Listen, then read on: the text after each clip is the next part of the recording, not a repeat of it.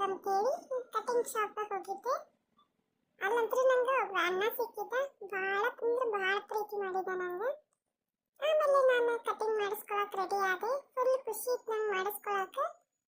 ಅಣ್ಣ ಏನು ಮಾಡಕ್ಕೆ ಸ್ಟಾರ್ಟ್ ಮಾಡಿದ, ಅಳು ಬಂದ್ಬಿಡ್ತು ನಂಗೆ ಜೋರು.